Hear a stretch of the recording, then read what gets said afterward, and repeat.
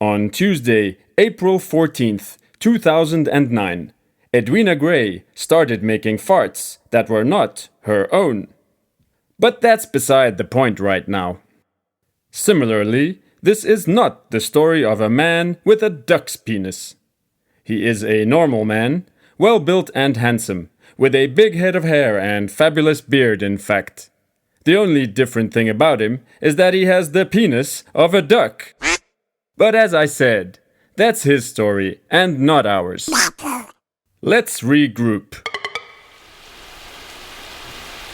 It's raining a mean green rain. The kind that only falls in the movies. After an extended walk through the lingering delusion zone, Gus empties his pockets on the table. A scrunched up brown paper bag, a candy wrapper, a sandwich crust, and an empty coffee cup. His phone, wallet, and keys are nowhere to be found. Shit. So many dumpsters on the way. He's been distracted. It's not every day a severed head falls at your feet on the sidewalk at noon. It has only happened to him twice before, though the first was at 11:45 and the other was only half a head. And not the left or the right, in case you were wondering, but the top. Everything above the bridge of the nose, dead eyes frozen in a lazy wink. Though today's severed head is different. There's just something amiss about it. Besides a body, of course. But let's start with a casual smattering of facts. A 1, a 2, a 1, 2, 3, go. His name is Gus Tulip. Though not so long ago it was Jensen Cake, and before that Rufus Nails, and it was once Digger Met. But that's not important. So long as you remember that his name is Gus Tulip, and he's a dick. A private dick. Gus Tulip, a private dick. Oh, yeah. Gus just took on a new case, and it's a doozy. Couple of days back, or was it 6? Man by the name of Dops Fabulon stops by the office with his syphilitic cat. Meow. He walks as if he's riding a tiny bicycle. Fabulon, that is, and not the cat. He owns several self-service and drop-off laundrettes. And there are rumors it's mainly for the worn panty sniffing opportunities. What we know about him for a fact is that when he was 28, he bit off his own finger by accident, thinking it was a French fry. And that he actually has a vomitorium in his house, like the Romans used to have, and uses it often, to purge after binging. Oh, he also makes guests pay to use his bathroom, like in European train stations. He has an old woman with a perm collect 50 cents at the door. Anyway, Dops Fabulon spins one hell of a yarn. She won't eat meat unless she kills it herself, so I had to keep sending her out back to the chicken coop with my cricket bat. She ended up staying with me for over a week, just till she could get her papers in order and she could rejoin her sister in Italy for their great-aunt's funeral. In all that time, she only ever let me kiss her on the cheek, but to within a centimetre of her mouth, and with full-on sloppy tongue for a good 30 seconds. Marvelous times, yes, marvelous. When her documents came through, I personally drove her to the airport and put her on the plane with fond farewells and a promise to visit her in Naples over the summer for authentic pizza and multiple pickpocket violations in the narrow, shaded streets. But the very next day, I saw her going by in a bus, just 2 blocks from my place, with a different hairstyle and different colored eyes, but it was her all right. The following day, I saw her again at my local cafe, through the window, eating escargot on the terrace. But by the time I got out there, she was gone. I admit, I did stop for a Pim's cup and a round of croquet on the way. The day thereafter, I spotted her once more on the CCTV of the sidewalk outside my flagship laundrette, wearing a clown costume and heels, smoking and swigging wine from the bottle. She put the butt out on her tongue. Yes, she was in disguise, but it was definitely her. I can declare this for a fact, even though around this time, I confess, I was dosing regularly with 5-MeO-DMT.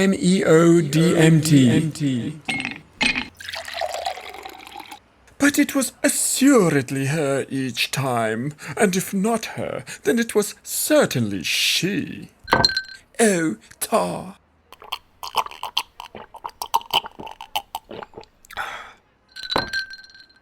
Now, even though this was all most curious, I would have thought little of it. But the very next day I went for my usual mediocre scones and sausage with under-seasoned gravy at my local bistro. I usually get my own booth, but this time I was seated at the communal table beside a man who looked exactly as I looked 20 years ago, down to the pencil moustache and 3 chipped teeth. I had to do a double take, a younger doppelgänger, if you will. Later in the week, when I returned to the same bistro for my regular bland chips and chicken with weird sauce, I was again seated at the communal table, this time beside a man I imagine I will look precisely like in 20 years, down to the unsightly brown mole, yellowish skin, and unruly nose hair in only one nostril.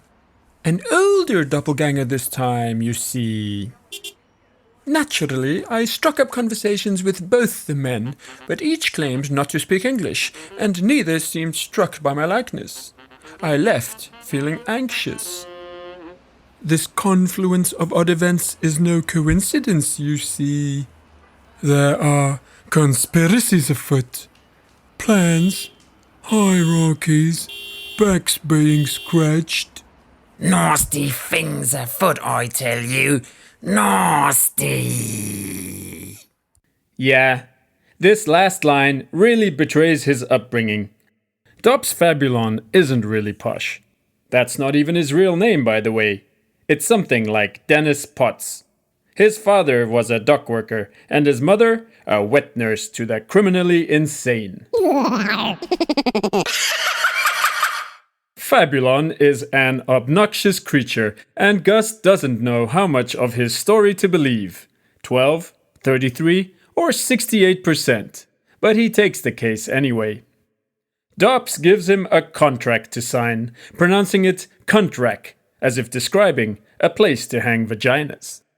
It comes with a decent advance, the bulk to be paid on delivery, but another chunk up front for expenses. You know, tips, bribes, tacos, chloroform, moonshine, etc. It ain't a bad deal, and it was never much of a choice. Times are tough, money short, and he has bills to pay, debts to settle. Besides, there are worse things in life than obnoxiousness. It is a known quantity, a familiar quality, and one Gus has no problem working with. No, sir. No, ma'am. No problem at all. But let's take a quick break now, because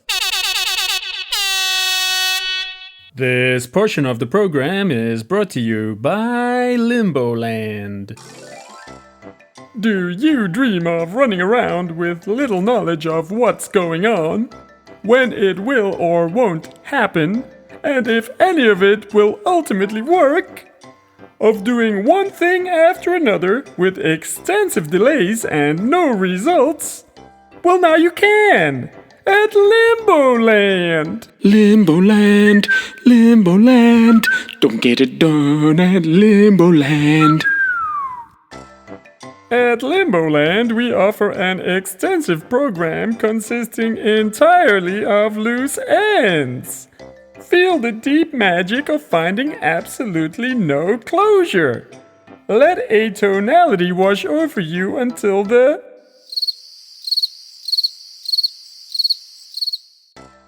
Pick up your to-do list at the entrance and tick off none of the items.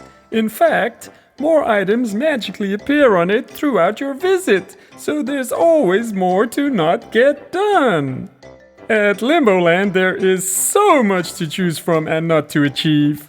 You could stop by one of our proprietary phone booths and get put on hold with a cable company.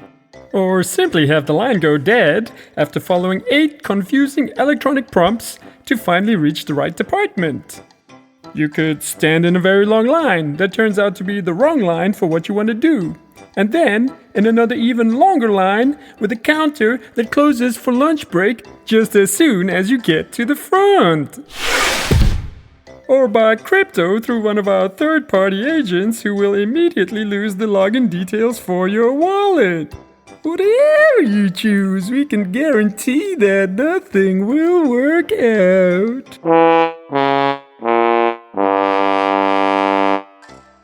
Bring the whole family to Limboland to share in the unease. Try the vending machines dotted all over the park, where chips and candy always get stuck in the coil and cannot be shaken loose. Use the universal free Wi-Fi by asking our scarce and unreliable staff for the code, which definitely will not work.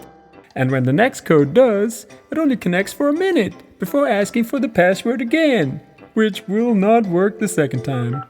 Then the whole thing suddenly switches to dial-up. Remember, there's no cell phone coverage anywhere inside Limboland.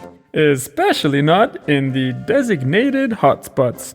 And when it's finally time to leave, after walking around for hours, reaching several dead ends, don't forget to collect your ungainly goodie bag without handles and with large hole in the bottom from the exit. You probably won't find your car in the parking lot. Limboland, Limboland, don't get it done at Limboland. Limboland is open 2 to 7 days a week, excluding blackout dates, with ever-changing times. Information on website incorrect. Limboland, corner of Washington and Chart. Second venue opening soon or much later or maybe not, on the corner of Dirty and Sanchez. Limboland. Visit us twice to triple your frustration. Okay, we're back. So, the first obvious lead for Gus to follow is the dame, Bethany Muerte. It's probably fake, but that's the name Fabulon provided, along with some recent photos. Gus looks them over now. He's an astute and intuitive observer, and they have plenty to say. For example,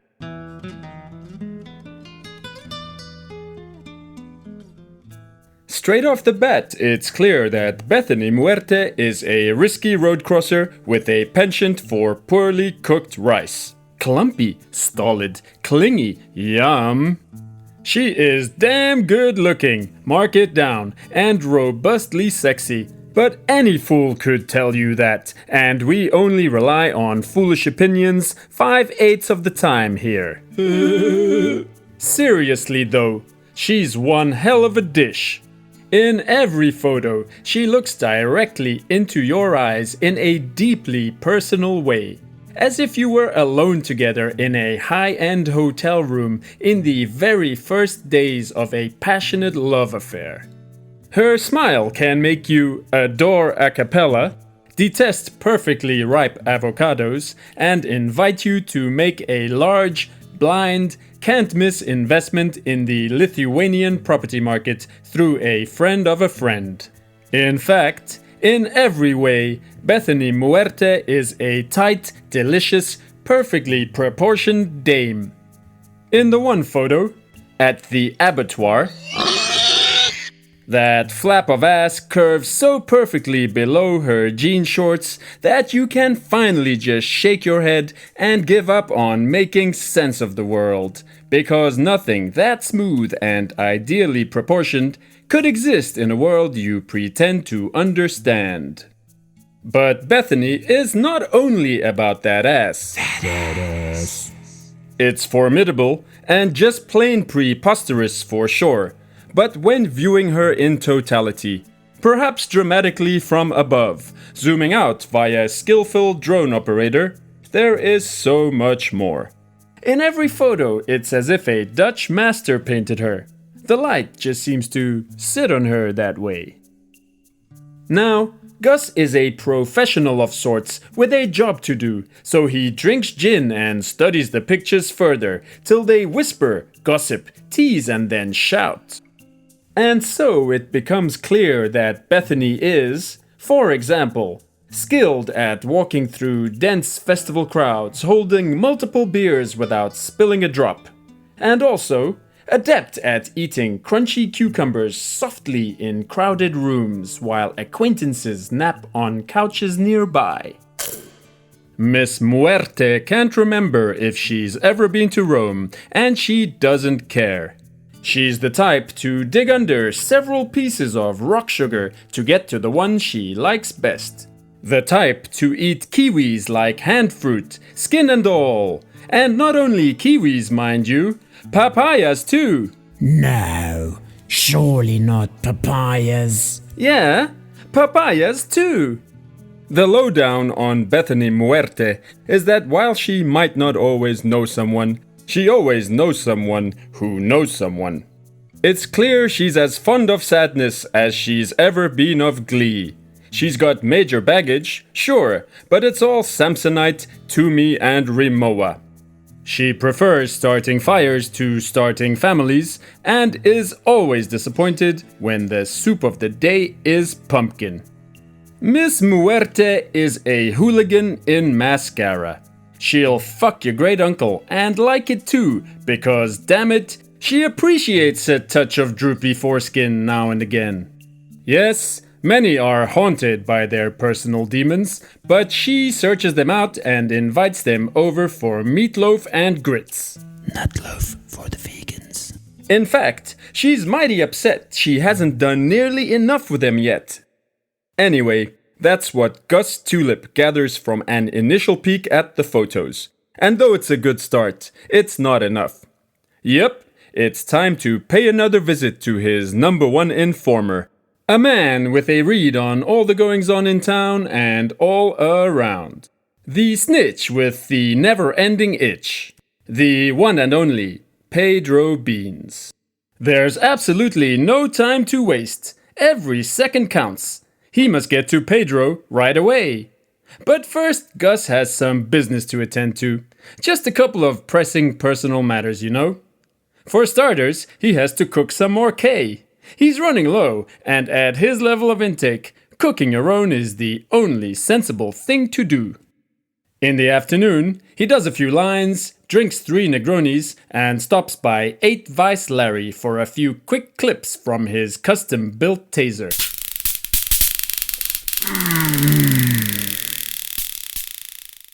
Then, before that buzz wears off, a visit to Madame Dijon and one of her girls. With a few drinks after at the Alamo Rose just to settle back down. Yep, Fabulon's advance is coming in handy.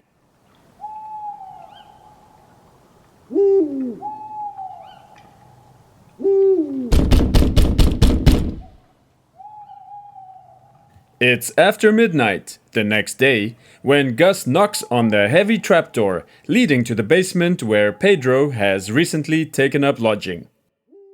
It's hot down there. Hot as a ham fresh out of the oven, but then left on the counter for an hour to rest. As usual, a stack of radio scanners, receivers, and interceptors are chattering away.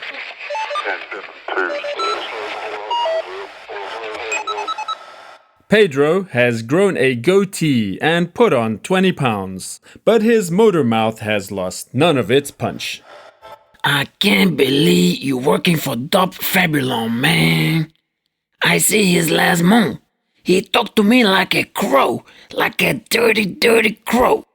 Always giving to me the stinky eye. I'm telling you, that man, he is a pervert. A low-down, stinky pervert. He salts his nipples, man. He masturbates to the sound of melting cheese. I would not be surprised if he have an anal psoriasis. In fact, I am astounded he have never been convicted of gross negligence. But hey, man, do you know that riddle, that tongue twister? How much woo kura woo cha cha if a woo cha kucha woo? That shit been in my head, man. Like a earfly, you know? Like a mosquito in that brain. And it really made me think, you know? Like, how much, right? Like, precisely, or even inherently. Like, exactly how much woo can this motherfucker chug? It's not a simple question. There's many parameters to consider. So many variables to take into account. It's kind of like a paradox, right? Or maybe it's more like an anomaly. Anyway, it's really an existential quandary. A significant challenge to the way we structure our reality. No, but Dops Fabulon, he no good, man. That man, he eat the soup with no bread.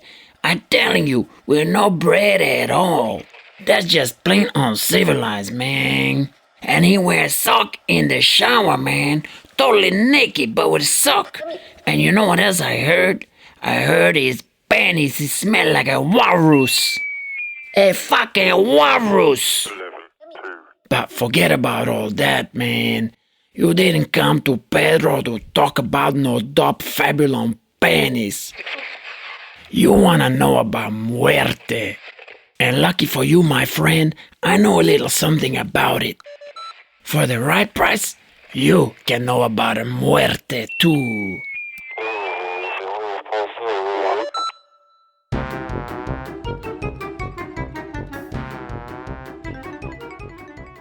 And there you have it, folks. We have reached the end of the episode. Be sure to tune in again for the next riveting installment. This has been a Cantor Loop production.